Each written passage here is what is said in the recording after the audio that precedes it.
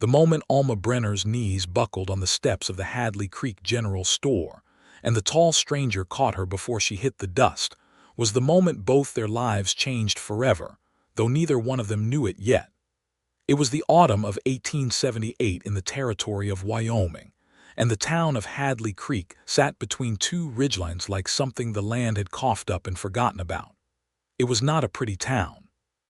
It had a saloon that smelled of pine resin and bad decisions, a livery stable that leaned so far east it seemed to be listening to something, a church whose white paint had long since surrendered to the wind, and a scattering of homes and businesses that clutched the main road like they were afraid of being left behind. But it was alive, and in 1878, alive was enough. Alma Brenner had arrived in Hadley Creek 6 months prior, in the pale green spring, with 2 trunks of belongings, a letter of employment from the Territorial Schoolhouse Board, and absolutely nobody waiting to receive her. She was 24 years old, a schoolteacher from Ohio, with dark auburn hair that she kept pinned tight beneath her hat because the Wyoming wind had no respect for careful arrangements. She had sharp green eyes that made children sit up straighter and grown men feel as though they had been caught in some minor dishonesty.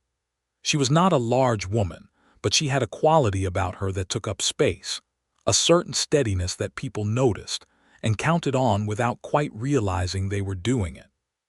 She had come west because the east had grown too small. That was how she put it to herself, though the truer answer was more complicated and involved a family that had expected her to marry a banker's son, and a stubbornness inside her chest that had refused the expectation with such finality that the subject had simply never come up again. She had taken the teaching post the same week she had declined the proposal, packed her trunks the following week, and been gone before the month turned. In the 6 months she had been in Hadley Creek, she had settled firmly into the rhythms of the place. She taught 15 children in the one-room schoolhouse at the north end of town, 5 days a week. She boarded with a widow named Mrs. Caldwell, who grew sunflowers along the fence and made coffee so strong it tasted like a personal challenge. She spent her Saturday mornings at the general store and her Sunday mornings at the church that leaned into the sermon as earnestly as the livery stable leaned into the east. She was known and respected, and she had made something that resembled, if not quite happiness, then at least a life with solid corners. She had noticed Joseph Barnett the way you notice a thunderhead on the horizon, not with alarm at first, but with a kind of awareness, a sense that something significant was moving in your direction, and you had not yet decided what to do about it. Joseph Barnett worked a cattle spread about 7 miles north of Hadley Creek, running longhorns for a rancher named Elias Crowley, who was 60 years old, half-deaf and meaner than necessary about nearly everything except the quality of his beef. Joseph was 30 years old, broad through the shoulders, with hands that had been shaped by a decade of ranch work into something that looked like they belonged on a larger man. He had dark hair that curled slightly at the back of his neck when it grew long enough, and eyes the color of the sky in November, not the dramatic November sky, but the quiet one, the gray-blue that settles in after the color has gone and before the dark arrives. He had a way of being still that most men in the territory had not learned, a quality of patience in his body that suggested he had made peace with waiting. He came into town twice a month, sometimes more when supplies ran short, or when Crowley's mood made the ranch an unlivable place for a few days. He was known at the saloon, but not excessively so. He played cards occasionally, and won at a rate that suggested skill rather than luck, though he never pressed the advantage to the point of making enemies. He was known at the livery, where he kept his horse, a dark bay gelding named Reckoning, with the careful attentiveness of a man who understood that a good horse was not a luxury in Wyoming in 1878, but a requirement for continued existence. He and Alma had spoken perhaps a dozen times in the month since her arrival, always briefly, always in the way of people who live in the same small place and share the courtesies that proximity demands. He had tipped his hat. She had nodded. He had held a door, She had said thank you. Once in August, they had both reached for the last copy of a 3-week-old newspaper at the general store at the same moment, and he had stepped back immediately and said she was welcome to it, and she had said she could wait, and they had stood for a moment in that particular awkwardness of two people being overly polite until old Mr. Hadley behind the counter had said, "For the love of patience, one of you take the paper," and they had both laughed at the same time, which was, in its small way, the beginning of something, but they were not friends, not yet. They were two people who existed in the same orbit, aware of each other in the way that you become aware of a presence that is consistently, reliably there, without yet having a word for what that awareness means. The morning Alma's knees gave way on the steps of the general store was the third Saturday in October, and the air had turned sharp and deliberate the way Wyoming air does when it wants you to know that winter is not asking permission this year. She had felt unwell the night before, had attributed it to Mrs. Caldwell's rabbit stew, which had been less convincing than usual, and had gone to bed early with the firm intention of being fine by morning. She had woken not fine.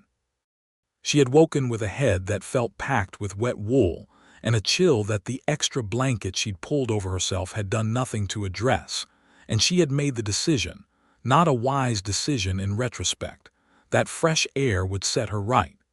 She had walked the 4 blocks to the general store because she needed lamp oil, and she had convinced herself that the walk would help. The walk had not helped. She had managed the steps of the store's porch with considerable effort, gripping the railing in a way she hoped looked casual, and had made it to the top step before the world performed a slow, graceful revolution that she had not requested, and her legs had simply declined to participate any further. She did not fall hard. She was caught before she could fall hard. 2 hands, large and certain, closed around her arms from behind, steadying her with a quickness that suggested the person attached to them had been paying attention.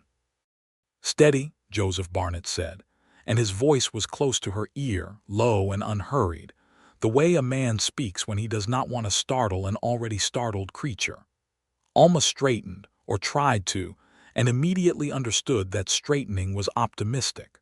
The world was still conducting its unauthorized revolution, and the chill that had been sitting in her chest all morning had expanded into something that felt like it had opinions and intentions. "I am fine," she said, which was the kind of thing you say when you are clearly not fine, and both parties are aware of this, but you are not yet ready to admit the full scope of the situation. Joseph did not release her arms. He held them with the same calm certainty with which he had caught her, neither gripping nor letting go, simply present. "Miss Brenner," he said, and she could hear in his voice that he was not going to agree with her assessment of her own condition. "You are not fine." She turned to look at him slowly, because turning quickly seemed inadvisable, and found his face at close range for the first time in the months they had been dancing around each other at opposite ends of every courtesy. He was looking at her with an expression she did not immediately have a name for.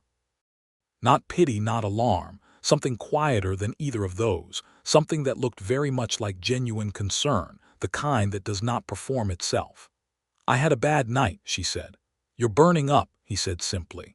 He had placed one hand briefly against her forehead in the straightforward way of someone checking a fact rather than making a gesture, and had withdrawn it immediately.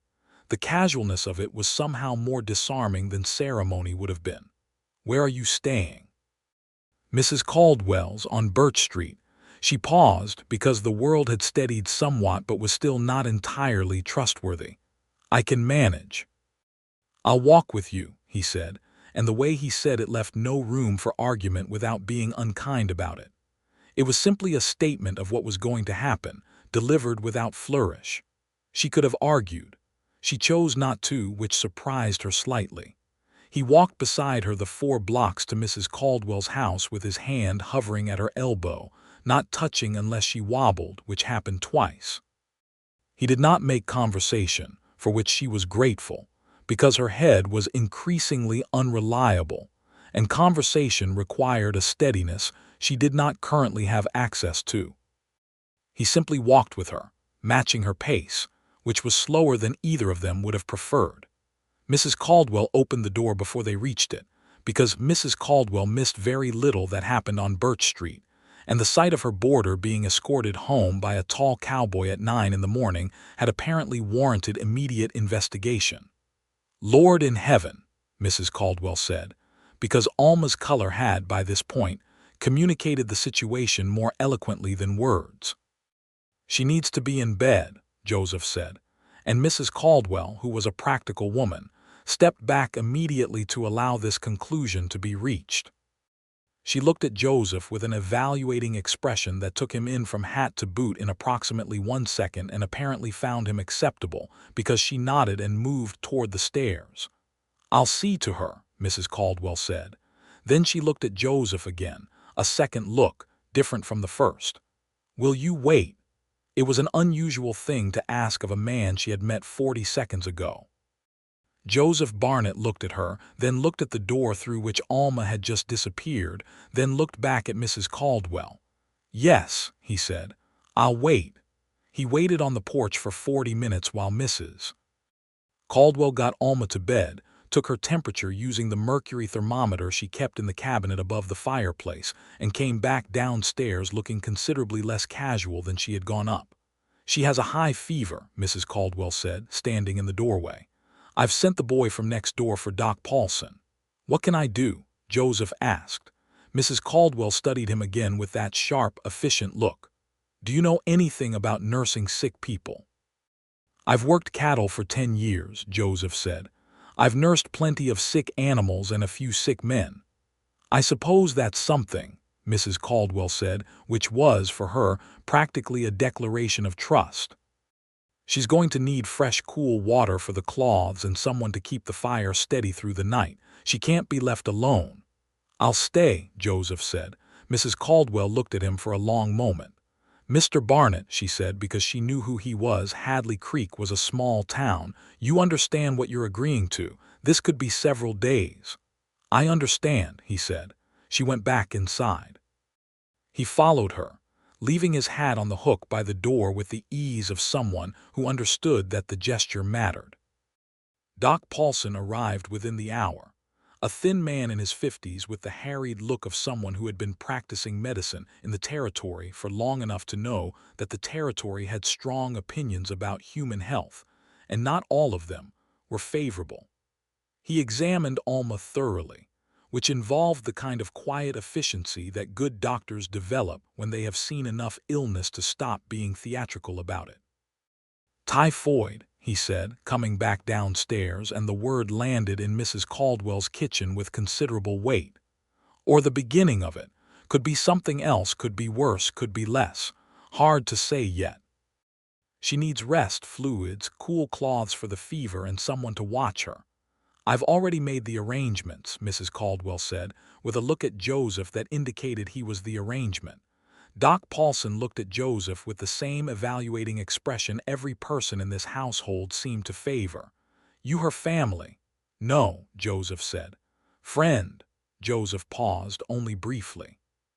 "Yes," he said, and it was the first time either of them had used that word, and it settled something, small but real. "Then you know what you're taking on," Doc Paulson said. "Fever like this can last 3 days or it can last 3 weeks. It can break clean or it can get worse before it gets better. You'll need to keep her drinking water whenever she's conscious enough to manage it. Cool cloths on the forehead and the back of the neck. If she starts convulsing, send for me immediately. If the fever goes above 104, send for me immediately." He paused. "If it breaks and she's lucid afterward, that's a very good sign." Another pause. "If it doesn't break by the 3rd day, send for me regardless." He left a bottle of powdered medicine that he said might help and might not, gave Mrs.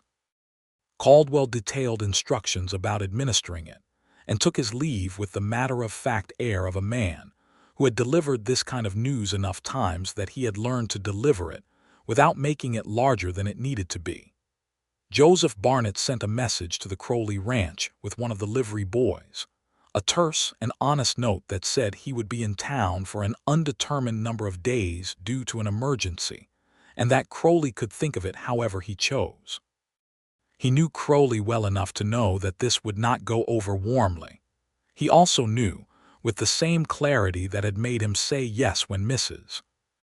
Caldwell asked if he would wait, that this was not a decision that required deliberation. He settled into the chair by Alma's bedside as the afternoon light moved across the floor in long amber strips, and he began the particular work of being present for someone who does not know you are there. Alma's room was small and clean, the way a schoolteacher's room tends to be, organized without being cold. There was a shelf of books above the small desk, titles that suggested a wide and hungry reader: geography, poetry, a well-worn Bible, 2 novels with cracked spines that had been read many times. There was a quilt on the bed with a pattern of interlocking circles that someone had made with care, probably not Alma herself, because the quilting was done by older hands, perhaps her mother's or a grandmother's. There was a small framed photograph on the nightstand, a family portrait in the formal style of the era, a man and woman and a younger Alma standing very straight, everyone looking at a point just beyond the camera with the studied seriousness that portrait photography required. Joseph noticed all of this in the quiet way of someone who pays attention to the world as a habit. He folded it away without comment or judgment, the way you take in the details of a landscape you are going to spend significant time in. Alma was unconscious for most of that first afternoon, moving in and out of a fever sleep that was troubled and restless. She spoke sometimes, nothing coherent, fragments of sentences that had no beginning or end, a name he did not recognize, something that sounded like a lesson plan, something that was clearly an argument she was having with someone who was not in the room.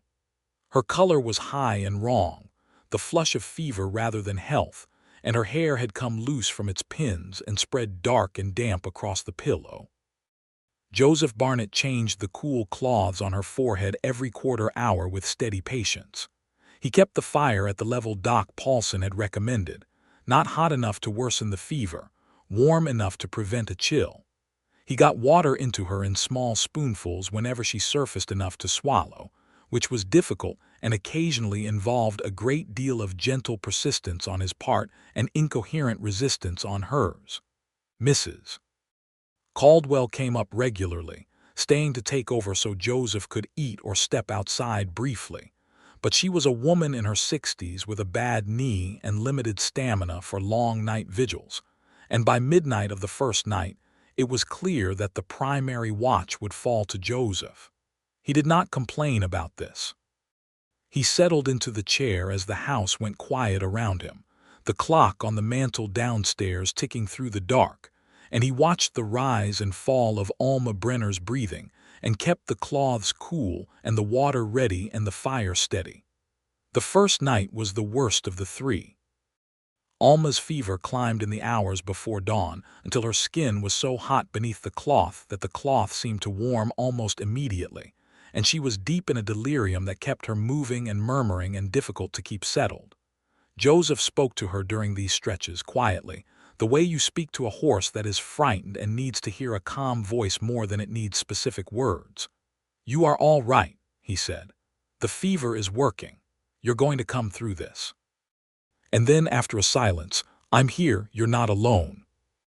She did not hear him or could not process what she heard, but she seemed to settle somewhat when he spoke, the way people do when a voice in the dark reaches them at some level below consciousness. He noted this and continued doing it, without self-consciousness, without the concern for how it might look that would have stopped many men in his position, simply because it seemed to help, and helping was the only thing he was there to do. By morning, her temperature had not broken but had leveled somewhat, and Doc Paulson, who came by at dawn looking as though he had slept poorly himself, confirmed this with the thermometer and said it was not a good sign but was not the worst sign either. "She's strong," he said, looking at Alma with a professional assessment. "Healthy woman, no prior illness I know of. That matters." He looked at Joseph, who had shadows under his eyes and a coffee cup in his hand that had been refilled several times already from Mrs. Caldwell's formidable supply. "You need rest." "I'll rest when the fever breaks," Joseph said, and Doc Paulson looked at him the way doctors look at people who have made decisions that are probably inadvisable and utterly inflexible, and let the matter go.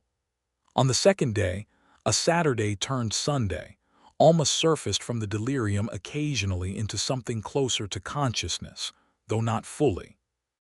She opened her eyes twice, seemed to see Joseph without quite registering what she was seeing, and the second time said, with more clarity than anything she had managed previously, "You are still here."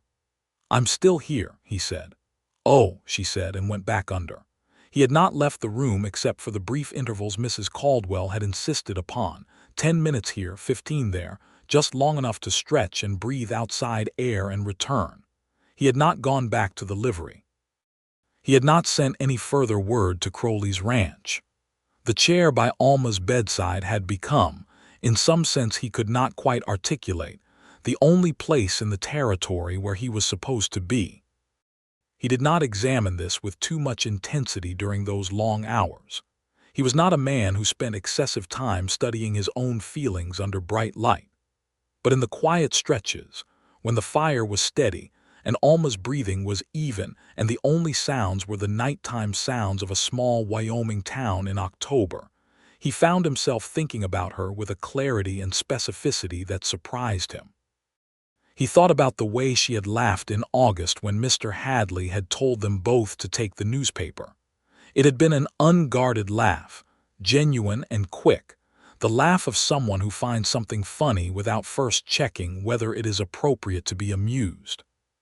He thought about the way he had watched her teach once, through the schoolhouse window, on a day when he had been riding past and had simply stopped and watched without quite deciding to. She had been explaining something about geography, pointing at a hand-drawn map on the board, and the children had been watching her with the particular focused attention of people who genuinely want to understand, which was, he knew, not a quality you could manufacture through authority alone. You had to earn that kind of attention. He thought about the photograph on her nightstand, the younger version of her standing so straight beside her parents, and wondered what it had cost her to come west alone, to choose a life that no one in that photograph would have expected her to choose. He thought about other things too, the small daily things, the way she moved through the general store with a kind of deliberate efficiency, the way she always nodded at people on the street rather than just looking past them, the way her eyes caught everything. He had been watching her, he realized, for longer and with more attention than he had consciously admitted, and the realization sat in the dark of the second night quietly, like a lamp being lit in a room that has been dark for a while. On the morning of the second day, 2 things happened. The first was that Elias Crowley arrived in Hadley Creek in a state of considerable irritation, which was his natural state, only amplified. He found Joseph at Mrs. Caldwell's front door, stepping out for one of his brief intervals, and the conversation was brief and not pleasant. "I did not give you leave to disappear for days," Crowley said, red in the face, leaning on the post of the front porch gate like he needed the support. "There is work that needs doing and cattle that need moving, and I am down a man because you decided to play nurse." Joseph looked at him with the calm that had served him through a decade of Crowley's moods. "I told you I had an emergency," he said. "I'm not leaving." "You will leave if you want to have a job to come back to," Crowley said. There was a pause in which Joseph Barnett appeared to consider this ultimatum, with the same unhurried attention he gave to most things. "Then I suppose I'll be looking for new employment when this is done," he said. Crowley stared at him. "Over a woman you barely know." "Over doing the right thing," Joseph said, with a finality that was not angry but was absolutely not movable. "Go ahead and find another hand, Elias. I'll be back when I'm back." Crowley left, considerably louder about it than he had arrived, and Joseph watched him go with a feeling he could not immediately name, something between regret and relief, and went back inside. The second thing that happened on the morning of the second day was that Alma's fever spiked again, hard, and she was more frightened in her delirium than she had been before. She was gripping the quilt and speaking rapidly and urgently about something Joseph could not follow, and when he put his hand over hers she held it tightly, with a grip that was surprising for someone so ill, and did not let go. He sat with her hand in his for 3 hours, changing the cloths one-handed, adding wood to the fire one-handed, because she would not release him even in sleep, and he did not try to extract himself. He simply stayed. Mrs. Caldwell came in during this time, saw the situation, and left without comment, returning 10 minutes later with fresh, cool water, and a look on her face that was difficult to read but that leaned, Joseph thought, towards something like a suppressed emotion. By the afternoon of the second day, the fever had come down enough that Doc Paulson, on his evening visit, said carefully that he thought the worst might be passing. He qualified this with enough medical caution to ensure no one became inappropriately optimistic, but the direction of the thermometer was undeniable. It was moving in the right way. "If it breaks tonight or tomorrow morning," Doc Paulson said, "she'll have the recovery ahead of her, which is its own work, but the crisis will be past." Joseph nodded. He was, by this point, operating on very little sleep, sustained by Mrs. Caldwell's formidable coffee and a kind of focused purpose that was its own energy source. He was aware of being tired in the way you are aware of the cold when you are doing hard work outdoors, as a fact rather than a complaint. Mrs. Caldwell pressed a plate of food into his hands that evening and stood in the doorway of Alma's room with an expression that had entirely abandoned any pretense of neutrality. "Mr. Barnett," she said, "I have been a widow for 11 years, and I have seen a great many men in that time. I have seen what men do when they think something costs them. What you are doing here matters. I want you to know that somebody sees it." He looked up from the chair. "Thank you, ma'am," he said simply. "She is a woman worth sitting with," Mrs. Caldwell said, with a nod toward Alma's sleeping form. "I have known it since she arrived. I am glad you seem to know it too." She went back downstairs, and Joseph returned his attention to the cool cloth and the fire and the window where the Wyoming dark had settled in full, stars sharp and cold above the ridgeline, the town quiet below. He had not planned to fall in love. This was not a complaint. It was simply an observation, the kind you make when something has happened that was not on any list you made for yourself and turns out to matter more than most things that were. He had come to Hadley Creek twice a month for 7 years, working Crowley's spread, sending money back to his mother in Missouri the first 3 years until she had passed, and then spending the money on nothing in particular because there was nothing in particular he needed it for. He had not looked for anything. He had been, he supposed, waiting without knowing it, which is perhaps the purest kind of waiting because you do not contaminate it with expectation. He looked at Alma Brenner's face in the firelight, the fever still present but reduced, her features relaxed into sleep, the auburn hair dark against the pillow, and felt something so clean and simple and absolute that it was almost startling in its clarity. He did not have a word for what he felt that he was willing to use yet. But he knew it the way you know weather, not through analysis but through something that lives below thought, in the part of you that has always known what it needs before the rest of you catches up. The third day came in silver and cold, frost on the window glass and the smell of snow in the air. Wyoming had no patience for the proprieties of seasonal transition. It decided things and then implemented them without consultation. Alma's fever broke at dawn.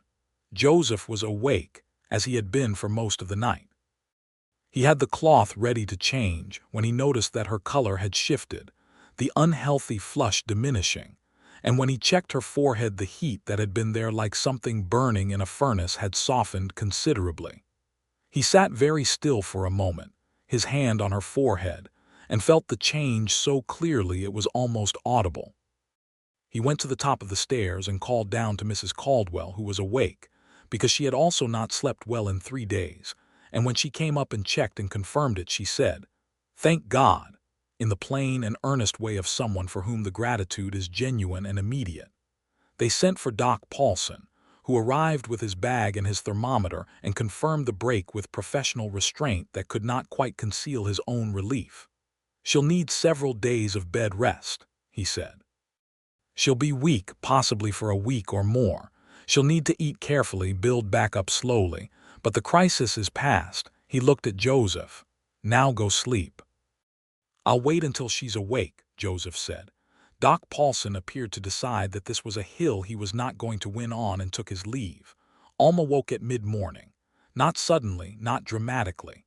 It was the slow, layered return to consciousness of someone who has been very far away and is finding the route back. She stirred and then was still and then stirred again and then her eyes opened. The ceiling of her room, the familiar grain of the wood. The smell of the room, wood smoke, and the particular coolness of the cloth on her forehead, which someone had apparently just changed.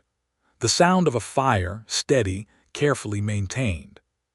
She turned her head slowly and found Joseph Barnett sitting in the chair beside her bed.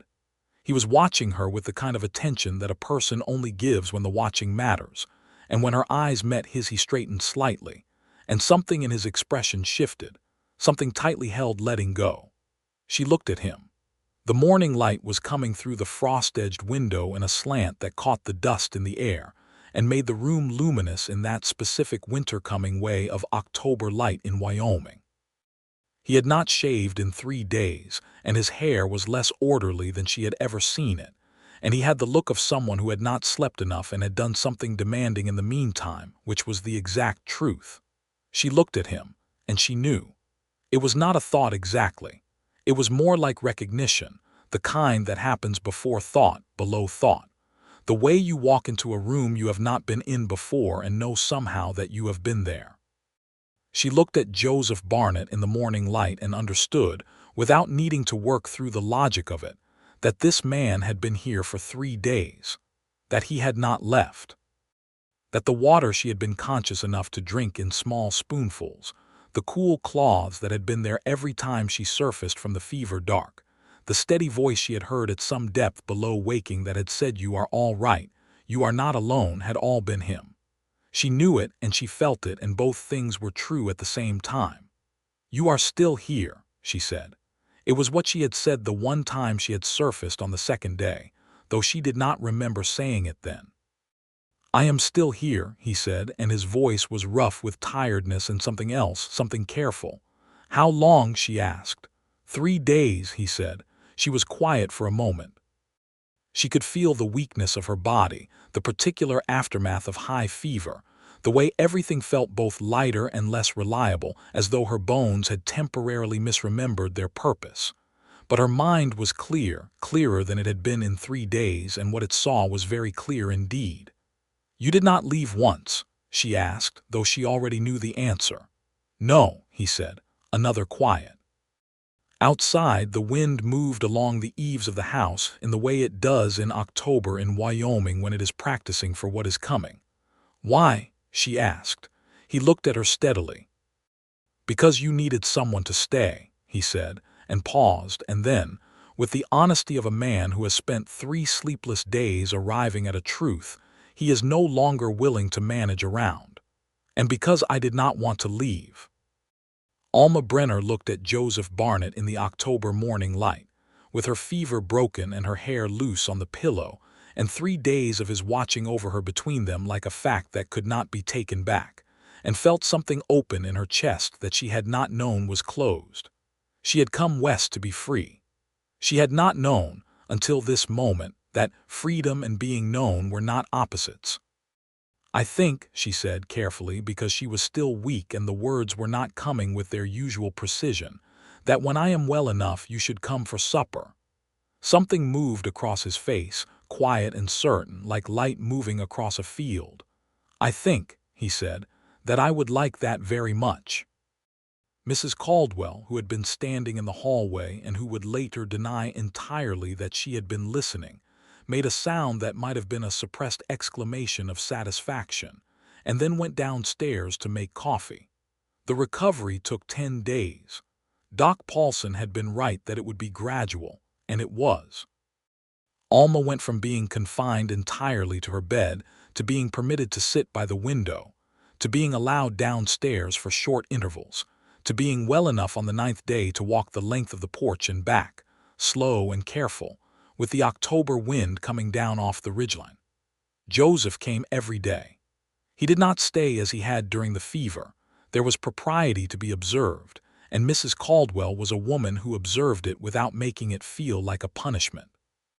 But he came in the afternoons, and he sat in the parlor with Alma while she was well enough to be downstairs, or in the hallway outside her room when she was not, and they talked. This was, in some ways, more revealing than the 3 days of fever. The fever had shown him to her in one particular way, the way of action, of presence, of what a person does when no one is watching and there is nothing to gain. The conversations showed him to her in the way of self, of history, of thought. He told her about growing up in Missouri, about a father who had worked the land with a kind of grim determination that did not have much room left over for softness, and a mother who had been soft enough for both of them and had known it. He told her about coming west at 19 because the land in Missouri felt used up, by history if not by the actual soil, and Wyoming had felt like something that still had its original form. He told her about 10 years of cattle work, about learning to read weather and animals and men, about what a decade in the open country does to a person, how it gives and what it takes. She told him about Ohio, about the family in that photograph, a father who was a Methodist minister and a mother who had read every book she could find and had made sure Alma did the same. She told him about wanting to teach since she was 12 years old, about the particular satisfaction of watching a child understand something, the way their face changes when a concept that was opaque becomes suddenly transparent. She told him about the banker's son, which made her laugh in the telling of it, not unkindly, just with the distance of someone who can see clearly that a different road would have led to a different destination, and the destination she found is the better one. He was not a bad man, she said, on the 6th day of her recovery, sitting in Mrs. Caldwell's parlor with a shawl over her shoulders because the weather had turned decisively and the parlor fire was doing its best, but Wyoming cold was a committed thing. He simply wanted a particular kind of life, and I did not want to be that kind of life. What kind did you want? Joseph asked. She thought about it, the way she thought about things fully, without rushing to a conclusion. One that felt like mine, she said. One where the things I did mattered because I chose to do them, not because someone else had arranged for them to matter. She looked at the fire. That sounds more critical of him than I intended. He is probably very happy with whoever he married. I hope he is. You left a lot to come here, Joseph said. I brought a lot too, she said. I brought everything that was actually mine. He looked at her in the particular way he had, direct without being aggressive, that she had come to understand was simply how he looked at things he found significant. Yes, he said, I believe you did. They had supper together for the first time on the evening of the 10th day, when Alma was well enough to sit at Mrs. Caldwell's table for a proper meal. Mrs. Caldwell had made a pot roast that was, under the circumstances, practically a declaration of celebration, and she sat with them and was talkative and warm in a way that made it clear she considered this occasion to have social weight. After supper, Joseph helped with the dishes, which was not something Mrs. Caldwell had expected and which clearly delighted her, and then he and Alma sat on the porch despite the cold because the sky was doing something extraordinary, the kind of Wyoming night sky that makes you feel simultaneously very small and very included, stars thrown across the dark in the reckless abundance that you can only see far from city light. I owe you a debt, Alma said, looking up at the sky. You do not, he said immediately. 3 days is a long time, she said. It did not feel long, he said, and it was the simple truth. It felt necessary. She turned to look at him, and in the starlight his face was quiet and cert, and she felt again that thing she had felt when she first woke and found him there, that recognition below thought, that knowledge that did not need to be argued into being. May I ask you something? She said. You may, he said. When Mrs. Caldwell asked if you would wait that first morning, she said, why did you say yes? He was quiet for a moment. The wind moved through the dry grass beyond the fence and the stars moved in their slow arc above the ridgeline. "I had been watching you," he said plainly, "for months, in the way that you watch something that you cannot stop watching. And when you fell on those steps, I understood that I was not willing to walk away and find out later how it had gone." He paused. "It was not a complicated decision in the moment. It became more complicated later when I had time to think about it. But by then I was already there." She breathed in the cold air, which had the smell of coming snow, and felt the porch boards beneath her feet and the weight of the shawl on her shoulders and the presence of this man beside her, which was its own kind of warmth. "I am glad you stayed," she said. "So am I," he said, and there was in his voice a depth that made the simple words carry more than their surface weight. He took her hand then, carefully, the way he did most things, without hurry, and she let him. And they sat like that for a while, looking up at the Wyoming sky while the cold deepened around them and the stars continued their ancient, unconcerned business. The first time he kissed her was on a Thursday afternoon 2 weeks later, at the edge of the south pasture on the Caldwell property, where she had been walking for her constitution, and he had come to meet her after finishing the preliminary work of sorting out his employment situation, which had resolved itself better than he had expected. He had, after leaving Crowley's employ, spent several days talking to various ranchers in the area before accepting an offer from a man named Charles Whitmore, who ran a smaller operation 5 miles west of town, but who had a reputation for being fair, and who had said, frankly, that a man willing to sacrifice his job to care for a sick acquaintance was a man whose character had been demonstrated more convincingly than any reference letter. He had told Alma this over a period of days in pieces, and she had listened with the focused attention she gave everything, and when he was done she had said, "You lost your employment because of me," and he had said, "I gained better employment because of it," and she had said, "That is not the point," and he had said, "It is exactly the point," and they had looked at each other with the barely suppressed warmth of two people who are circling something they know is there. On the Thursday at the edge of the south pasture, she had turned from looking at the ridgeline, where the first snowcap was settling in with permanence, and found him already watching her, and she said, "Will you stop looking at me as if I am something you are trying to work out?" And he said, "I have worked it out," and he stepped forward and kissed her, and it was exactly as direct and unhurried and certain as everything else he did. She kissed him back, which was its own kind of answer, and the wind came down off the ridge and moved through the dry grass around them, and the snow on the peaks glittered in the thin autumn sun, and Hadley Creek went about its business below without any awareness that anything particularly significant had just occurred, which was all right, because some things do not need witnesses. November arrived and settled in with serious Wyoming intention. The schoolhouse became the warmest building in town by necessity, because Alma had persuaded the town council in her first month to allocate adequate firewood for the children's comfort, a negotiation that had required more persistence than it should have but had ultimately succeeded. She was good at that particular kind of persistence, the kind that is entirely pleasant and entirely immovable, and the town council had learned this about her and adjusted accordingly. Joseph rode into town 4 or 5 times a week now, which was more than supply runs required, and which nobody in Hadley Creek was unclear about. Whitmore's ranch was close enough that the ride was manageable, and Whitmore was a decent man who did not make a habit of accounting for his hired men's hours as long as the work was done, which it was. Joseph was a good hand, had always been a good hand, and Whitmore knew it.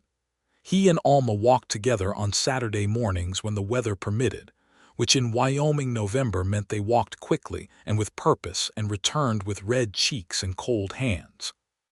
They had supper together twice a week at Mrs. Caldwell's table, which Mrs. Caldwell continued to facilitate with unsubtle enthusiasm. They talked constantly in the way of people who have found that the other person's mind is interesting terrain, not always agreeable terrain, not always comfortable terrain, but interesting, the kind you want to keep exploring. They disagreed about things. She thought the territorial government was insufficiently attentive to the needs of the people actually living in the territory, particularly the homesteaders who were struggling with land claims that the cattle interests routinely attempted to undermine, a matter about which she was forthright and specific. He largely agreed with her, but felt the mechanics of change were slower and more complicated than she gave them credit for. And they had a conversation about this one evening that lasted 3 hours and involved her pacing in Mrs. Caldwell's parlor and him sitting very still in the armchair in the way he sat still, when he was actually engaged rather than simply waiting.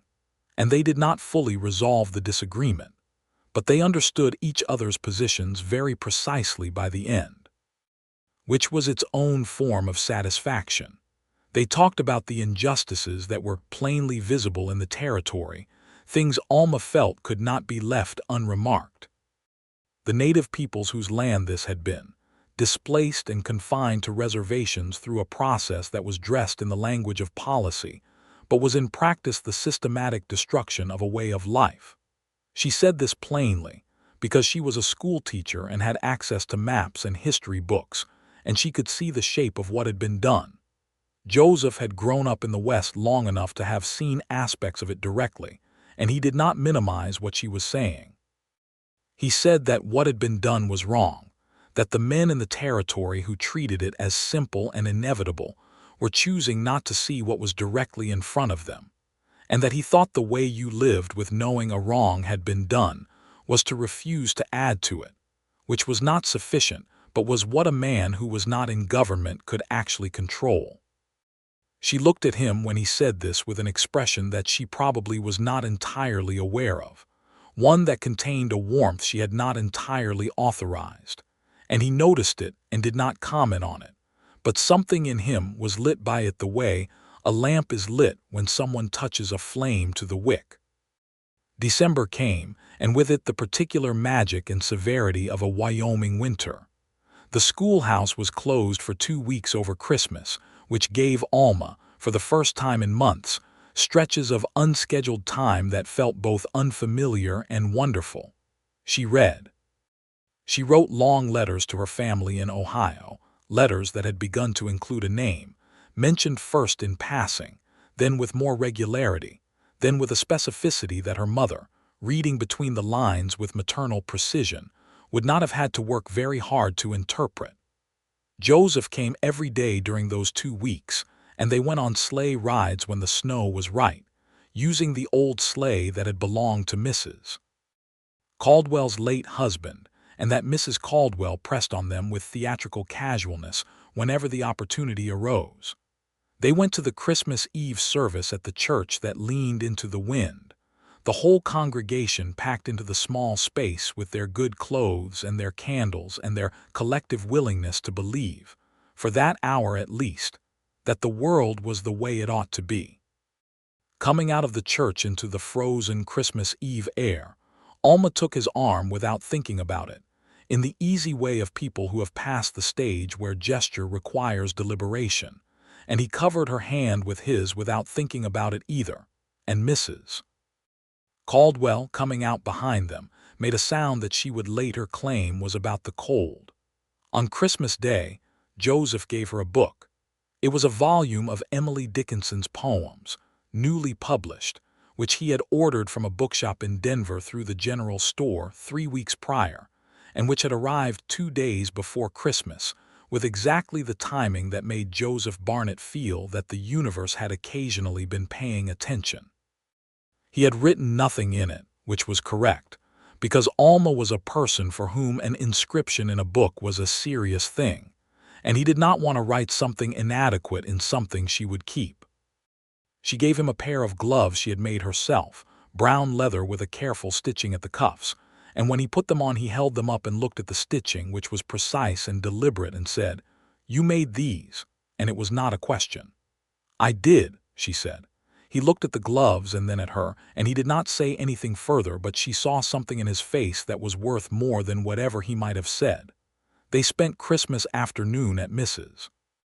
Caldwell's table with a roast chicken and dried apple pie and 3 kinds of conversation, the surface kind about food and weather, the middle kind about the town and the people in it, and the kind underneath everything else that does not require words and is conducted entirely in glances, and the particular quality of attention that two people give each other when they are falling in love, and both of them know it. January in Wyoming was a serious business. It was the month the territory used to remind everyone that civilization was a very recent and somewhat provisional development this far west, that the land predated every person on it by a geologic interval that made human concerns look brief and minor. The cold was not merely cold but structural, a cold that reorganized priorities and made everything that was not essential fall away. Joseph had been offered the foreman position at Whitmore's ranch in the last week of December. It was a genuine advancement, more responsibility, more pay, and a small cabin of his own on the property, rather than the bunkhouse he had been sharing with two other hands. Whitmore had said he wanted someone steady, someone he could trust with decisions, and that Joseph had demonstrated over 2 months of work that he was precisely that. He told Alma over supper, and she listened the way she listened to things that mattered, with her whole attention asking questions that were specific rather than general, because that was what the information deserved.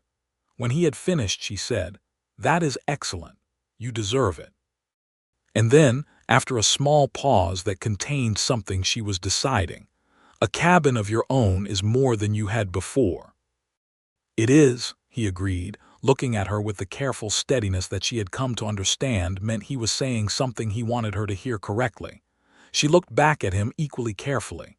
Mrs. Caldwell, who had been present for the first part of the conversation, had found a reason to be in the kitchen for this portion of it because she was a perceptive woman. "More room," Alma said. "For the future," he said. There was a quiet that was not empty. It was a quiet that held something, the shape of what had not been said yet, which both of them could feel. "Joseph," she said. "Alma," he said. And then both of them stopped and looked at each other, and he reached across the table and put his hand over hers, and she looked at his hand on hers, and then at his face and said quietly, "Ask me." And he said, "Will you marry me?" And she said, "Yes." It was not surrounded by elaborate gesture. It did not need to be. It was as direct and honest and unhurried as everything between them had been, and it sat between them in the January kitchen with the solid warmth of something true. Mrs. Caldwell, in the kitchen, made a sound that was clearly not about anything she was cooking. They were married in March of 1879, in the church that leaned into the wind, which leaned particularly dramatically on the day in question, as if it were engaged in the ceremony itself. The congregation was larger than the building usually accommodated, because Hadley Creek had opinions about Alma Brenner's courtship, and all of those opinions were in favor of the present outcome, and no one who had watched a man sit through 3 days of fever without leaving once was going to miss the subsequent wedding. Alma wore a dress she had made herself from blue wool that she had ordered from a fabric merchant in Cheyenne, a deep, serious blue that was not the white of formal ceremony, but was, she felt, more honest about who she was and what this day meant. She carried a small bunch of dried wildflowers that she had gathered the previous summer with some premonition, or perhaps just a habit of keeping beautiful things. Joseph stood at the front of the church in his best clothes, which he had pressed with a solemnity that the occasion clearly warranted. And when she came through the door, his face did the thing it had done on Christmas morning when he had seen the gloves, that quiet opening, that thing he could not moderate because he had never seen the point of moderating it. The minister said the words, and they said the words back, and the town of Hadley Creek witnessed it with the collective satisfaction of a community that has watched two right things find each other. And when the ceremony was done and they walked out into the March air, there was a quality of brightness to the afternoon that might have been the early spring light or might have been something else entirely. They moved into the cabin on the Whitmore property the following week, a small but solid structure of 2 rooms that Alma had been planning how to organize since January. She brought her 2 trunks and her books and the quilt with the interlocking circles and the photograph of her family, and she arranged the space with the efficient purposefulness she brought to all things. And when it was done, it had the quality that a home has when someone with intention has made it one. Joseph watched her arrange it and helped where she indicated and stayed out of the way where she indicated that too. And when it was done, she stood in the middle of the main room and looked around with an expression that he could see contained a kind of quiet joy, and he felt something so straightforward and unambiguous that it required no further analysis. "Well," she said. "Well," he said. She turned and looked at him, and then she smiled, which was something she did not do indiscriminately, which meant that when she did it, it had weight, and it had weight now. And he crossed the room, and she was already moving toward him, and they met in the middle of their home. And that, too, was how it should have been. The spring of 1879 opened up across Wyoming with the particular generosity of a season that has been waited for. The cattle began moving again, and Joseph's work expanded with the season, long days that started before the light and ended after it. But he came home every evening to the cabin where the lamp was lit, and Alma was either reading or marking her students' work at the table.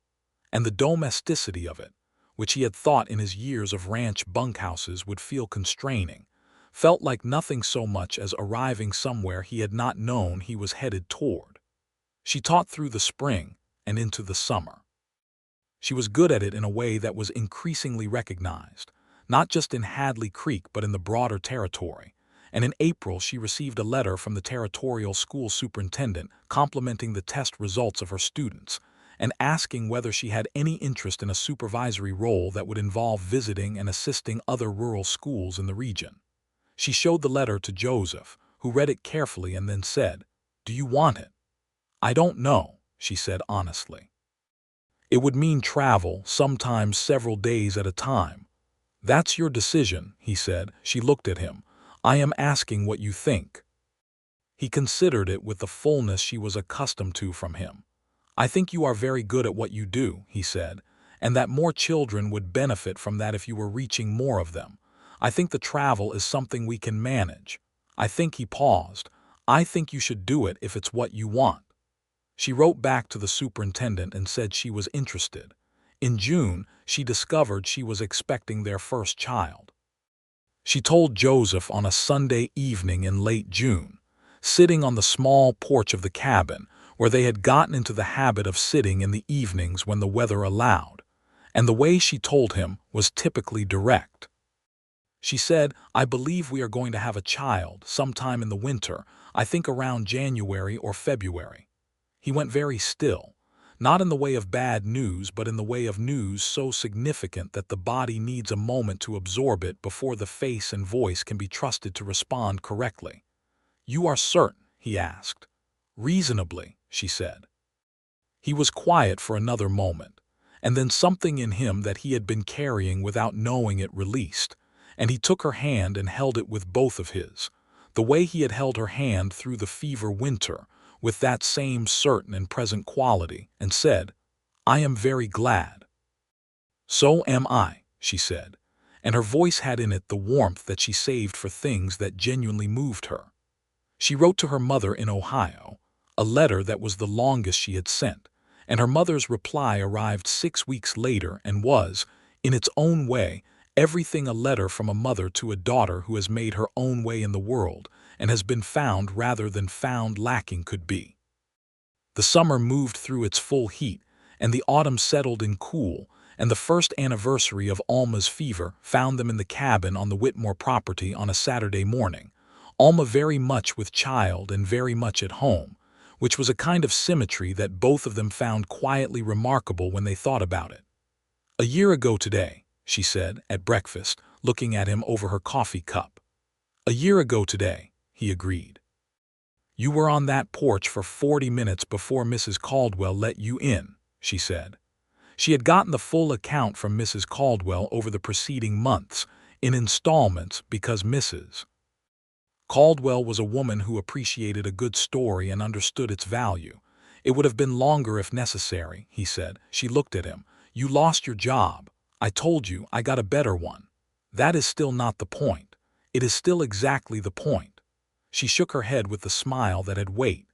"You impossible man," she said, with a warmth that made the word mean something entirely different from its surface meaning. He looked back at her with the November sky eyes that she had been looking at for a year now, and still found as clear and particular as the first time she had really seen them, the morning she woke from the fever and found him there. "I love you," he said, which was something he said with the same quality as everything else he did, directly and without excess, which meant that every time he said it, it was exactly what it was. "I love you," she said back, which she said the way she did everything she meant, fully and without reservation. Their son was born on the 21st of January, 1880, in the grip of a Wyoming winter that was making its characteristic no-concessions argument about the significance of human plans. Doc Paulson delivered him, a healthy, loud, thoroughly opinionated infant with dark hair, and the fierce expression of someone who has already decided to have views about everything. They named him Thomas William Barnett, Thomas for Joseph's father, a tribute that Joseph gave with the complicated love of someone making peace with a complicated history, and William for Alma's father, who wrote from Ohio when he received the news a month later with the profound moved surprise of a Methodist minister, confronting a grandchild he had not fully allowed himself to anticipate. Thomas was a child of the land from the beginning in the way of children born to people who belong to a place. He came into the world in the Wyoming winter, and he would grow up to understand weather and animals and the wide, open particular of the territory in a way that was partly taught and mostly absorbed, the way the things that matter most are absorbed. The years that followed were the years of building, which is the truest kind of Wild West story, not the dramatic violence of the dime novels that the East read with such enthusiasm, but the quieter and more durable drama of making something from very little in a very large and demanding land. Whitmore, in recognition of Joseph's years of reliable and increasingly essential work, offered him a portion of land in 1882, 30 acres on the west side of the property, a genuine offer from a fair man to someone he trusted and wished well for.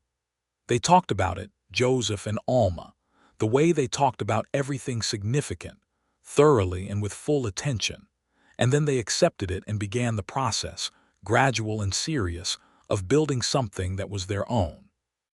The schoolhouse in Hadley Creek expanded in 1881, a second room added to accommodate the growing number of children in the area, and Alma helped design the curriculum for both rooms, an exercise in organization and educational philosophy that she undertook with visible joy. She had also begun her work with the territorial school superintendent, making quarterly visits to 3 other rural schools within riding distance, staying sometimes 2 or 3 days at neighboring homesteads, while Joseph managed Thomas and the ranch with the competent steadiness that was simply how he moved through everything. Their daughter was born in the autumn of 1882, Elizabeth Ann Barnett, fair where Thomas was dark, quieter where Thomas was loud, already at birth giving the impression of someone who is taking everything in with great care before deciding what to do with it.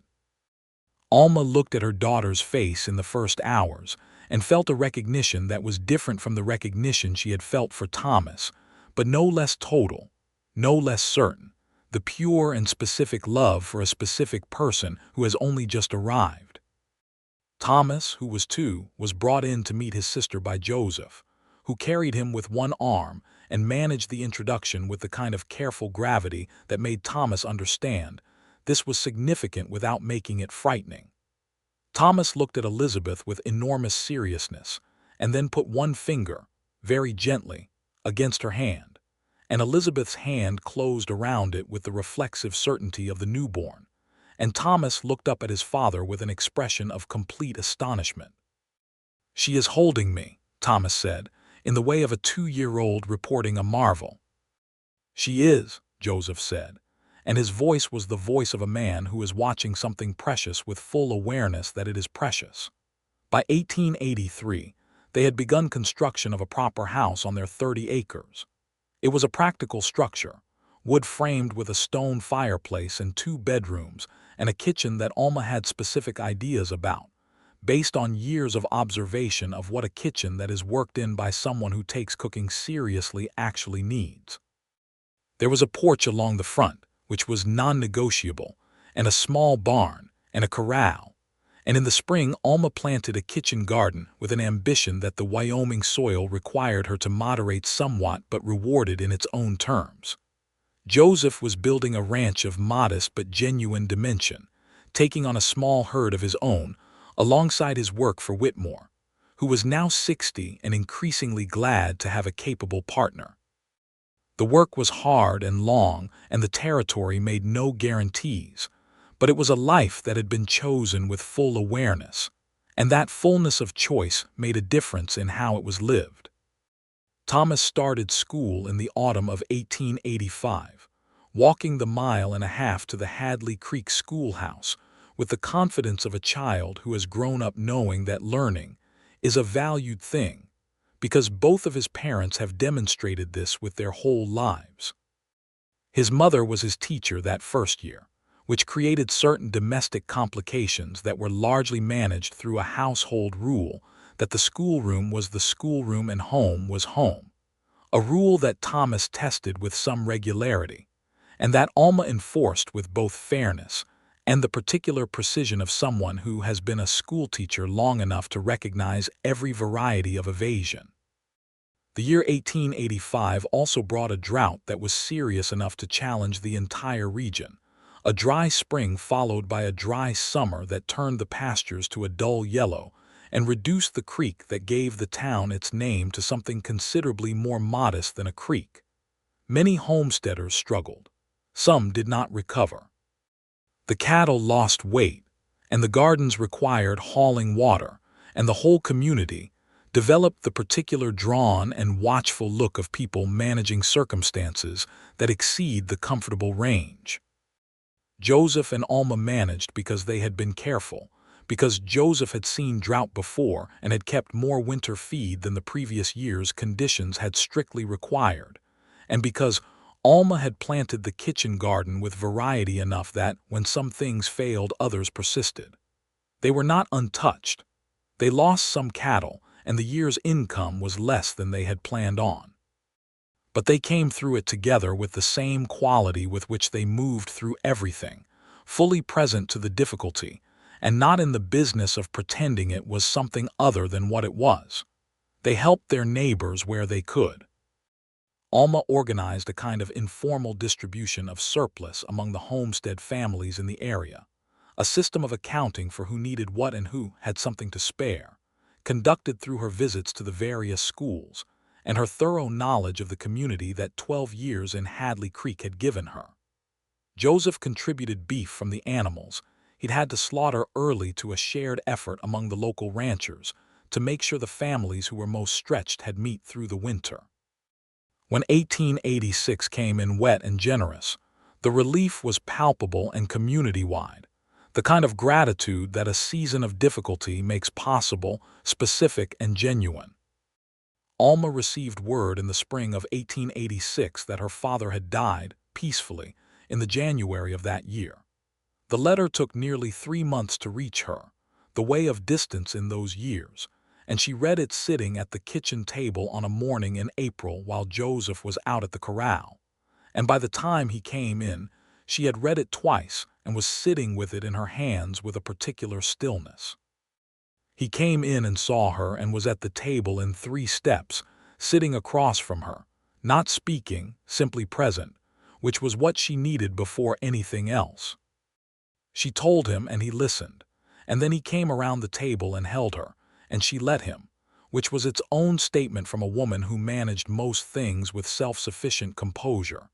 And she cried, which was what she needed to do, and he stayed present to it the way he had stayed present to the fever, with a quality of unwavering steadiness that was not passive but active, a genuine and committed being, there. She wrote to her mother a long letter, and her mother wrote back, and the correspondence between Wyoming and Ohio had been so regular and full over the years that the grief was processed in the context of a relationship that had, despite the distance, remained genuinely close. In the summer of 1886, Alma's mother, Anne Brenner, came west to visit. It was a journey that Anne had been considering for years and had finally resolved upon in the aftermath of her husband's death, with the clear-eyed assessment of a woman of 60 who understands that the time for postponement has closed. She arrived in Hadley Creek by rail, the train having reached substantially further west by 1886 than it had in 1878, and then by wagon, and she was a small woman with Alma's green eyes and the bearing of someone who has always known exactly where she stands, and she looked at the territory of Wyoming with an expression that was taking in something considerably larger and wilder than Ohio had prepared her for, and then she looked at Joseph, and then she looked at Alma. And the look that passed between the two women contained an entire conversation that did not require words. Anne Brenner stayed 6 weeks. She helped with the children with the pleasure of a grandmother who has been too far away for too long. She walked the porch of the new house every morning with her coffee and looked out at the ridgelines with the gradually shifting expression of someone revising a set of assumptions about what a good life looks like and where it can be found. She and Joseph had a frank conversation one afternoon while Alma was at the school, a conversation about her daughter, about the life they had built, about what it had taken and what it had made, and Joseph spoke with the direct, honest quality that was his natural register, and Anne Brenner listened with the complete attention of her daughter and at the end of it said, "You love her properly," which was, from Anne Brenner, the highest available assessment. "With everything I have," Joseph said simply. Anne went home to Ohio at the end of the 6 weeks and wrote that she was glad she had come and that the West was nothing like she had imagined and exactly what it ought to be. The winter of 1886 to 1887 was the worst the territory had seen in living memory. It was known, in the years that followed, simply as the Big Die-Up, a catastrophic combination of a summer drought that had left the cattle in poor condition and a winter of unprecedented severity that moved in with a blizzard in November and barely paused until March. The cold was so extreme that thermometers failed to measure it accurately in some parts of the territory. Cattle died in numbers that were devastating to the range cattle industry, which had been overstocked with the optimism of good years. The Barnett Ranch was hit hard.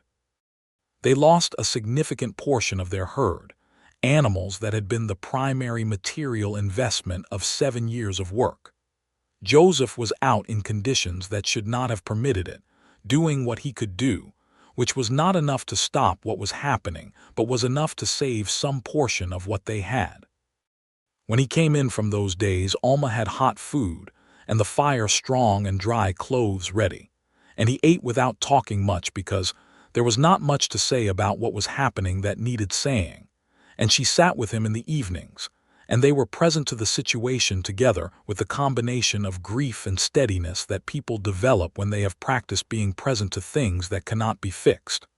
When it was over, they took stock of what remained and what needed to be done. They had lost nearly 2/3 of their cattle. The financial impact was serious. It would require rebuilding, which would take years, and they were not the only ones rebuilding, because the Big Die-Up reshaped the cattle industry of the territory permanently, ending the era of the Great Open Range and beginning the era of smaller, managed operations that were more careful and more sustainable.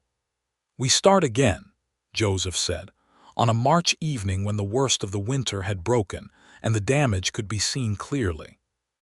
"We start from what remains," Alma said, which was a distinction she thought mattered. "We are not starting from nothing. We have the land and the house and the remaining animals and each other and the children. That is not nothing." He looked at her with the look she had known for 9 years now, the one that was direct and clear and contained everything he felt without requiring volume or gesture to communicate it. "No," he said, "it is not nothing." They rebuilt. It was the work of the next several years, steady and determined, and made possible by the combination of Joseph's practical competence and Alma's ability to manage the household economics with the precision of someone who had taught arithmetic for 15 years, and applied it to real numbers with undivided attention. Whitmore helped where he could, and the community helped where the community could, which was how it worked in a territory where everyone understood that the land was large enough to defeat any single person, and the only real defense was neighboring well. Thomas, who was 9 and then 10 and 11 during these rebuilding years, grew into a boy who understood work without being crushed by it, who helped his father with the cattle and his mother with the garden, and who went to school with the seriousness of a child who has been shown, by demonstration rather than instruction, that learning is how you expand what you can do. He had his father's patience and his mother's directness and a particular quality of his own, a kind of warm gregariousness that made him the center of his school group in the way of people who are genuinely interested in everyone around them. Elizabeth, younger and quieter, absorbed everything. She read with the concentration of someone for whom reading was not an activity but a state. She asked questions that were specific and lateral, questions that came at things from an angle that surprised her parents into genuine thought. By the time she was 6, she was reading her mother's Dickinson volume, which Alma had placed on the shelf within her reach on purpose, and she came to her parents one evening with the book open to a poem that begins with "I heard a fly buzz when I died," and asked, with complete equanimity, what the poet meant, which opened a conversation that Alma held afterward as one of the finest she had ever participated in. The ranch recovered. Not to what it had been before the winter of 1886, but to something that was in its own way better, leaner and more deliberate, a smaller herd managed with greater care and producing better quality, which suited the changing market of the late 1880s more than the open-range optimism of the earlier decade had prepared for. By 1890 they were stable. By 1892 they were genuinely comfortable, not wealthy in any dramatic sense but sound, which was what they had always wanted. In 1890, Wyoming achieved statehood, which was an occasion of some local festivity that Alma observed with genuine satisfaction and also some characteristic analysis. The state constitution of Wyoming had included women's suffrage, a provision that had been in the territory's law since 1869, and which Wyoming women had exercised as a matter of course for over 20 years. Alma had voted in every territorial election since her arrival in 1878, and she voted in the first state election with the same matter-of-fact purposefulness with which she did everything she believed in. She wrote about it to her mother in Ohio, who wrote back that she was glad that somewhere in this country women were treated as the full citizens they were. Joseph voted beside her and said, walking home from the polling place in Hadley Creek, "You know, the first time I saw you walk into a room of men and hold your ground without making it a battle, I thought that was a remarkable quality." "When was that?" she asked. "Town meeting," he said. "October 1878, the week before you got sick. There was an argument about the school budget and you stood up and made your case, and 3 men tried to talk over you, and you simply waited until they were finished and continued.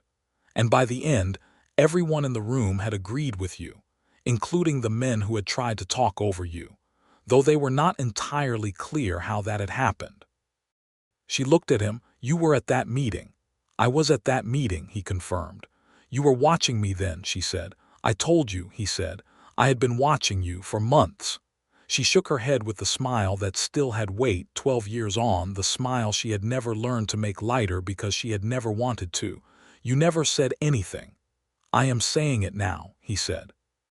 She took his arm, which she did with the same easy naturalness as she had done coming out of the Christmas Eve church in 1878, and they walked home through the Wyoming autumn, which was doing its usual serious business with color and cold, and the ridgelines were wearing their early snow, and the town of Hadley Creek was going about its permanent business of being alive, which it was still doing, still stubbornly.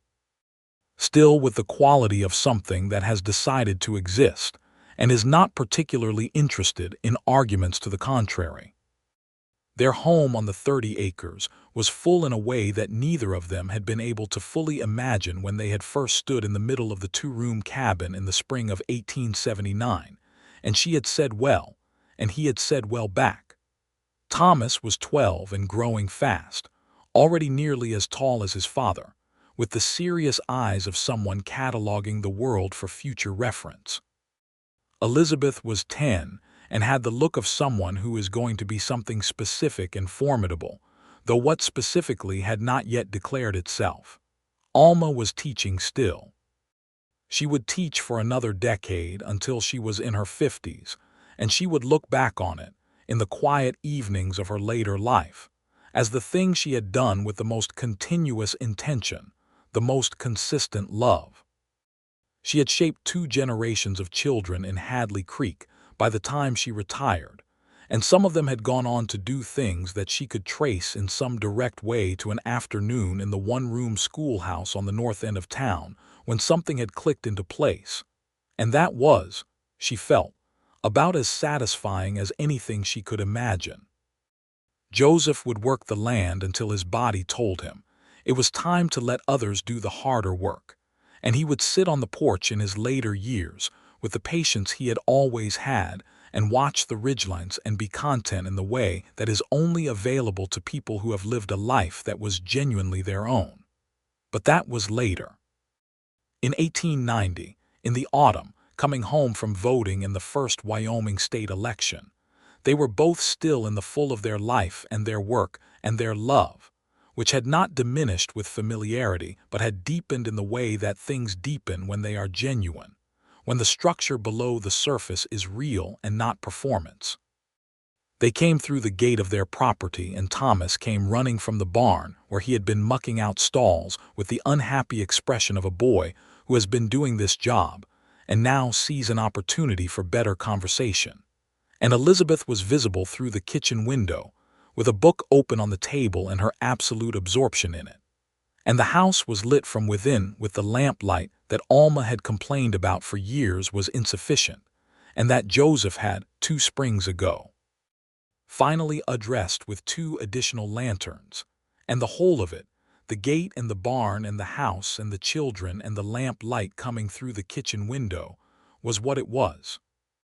Home, their home, made of 3 days of fever and 40 minutes on a porch and a year of Saturday mornings, and a yes in a January kitchen, and 12 years of ordinary and extraordinary days, stacked one against the next in the particular way that lives accumulate into something that is more than the sum of its days. Joseph held the gate and she went through, and he followed, and they walked together toward the house in the October light, and somewhere in the distance, the ridgelines caught the last of the afternoon sun and held it for a moment, amber and sharp and temporary, the way beautiful things are temporary, which is part of what makes them beautiful. "What are you thinking?"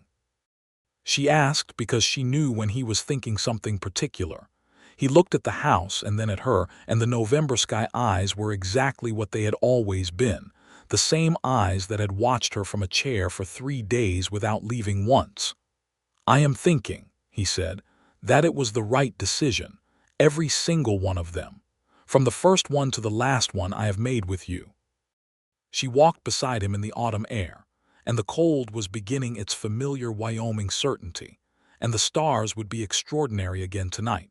They always were this far from anywhere that thought it was more important than the sky, and she felt the weight of his arm where she had taken it, and the solidity of the ground beneath them, and the warmth in the house ahead where their children were, and the years behind them and the years that remained. "Yes," she said, "every single one." They went inside together, and the door closed against the October evening, and the lamp light held the dark at bay with the simple and sufficient warmth of something tended, something chosen, something true. Thomas looked up from where he had followed them in and said he was hungry in the way of 12-year-old boys, which is basically constantly. And Elizabeth did not look up from her book because whatever she was reading was more compelling than the arrival of her parents, which was as it should be. And Alma hung up her coat and Joseph hung up his hat on the hook by the door, the same hook he had hung it on the first day he walked into Mrs. Caldwell's house and did not leave for 3 days, a gesture so old now it was muscle memory, a gesture so particular it was entirely his. He looked at Alma across the kitchen, and she looked back at him, and between them was everything that had happened and everything that was still happening, the full and ordinary and extraordinary fact of a life lived together by two people who had found each other in the particular way of people who were always going to find each other, and had built from that finding something that would outlast them in their children and their children's children, and in the land itself, which keeps what is given to it. Supper, Alma said, to no one and everyone, and began, and that was enough, that was everything.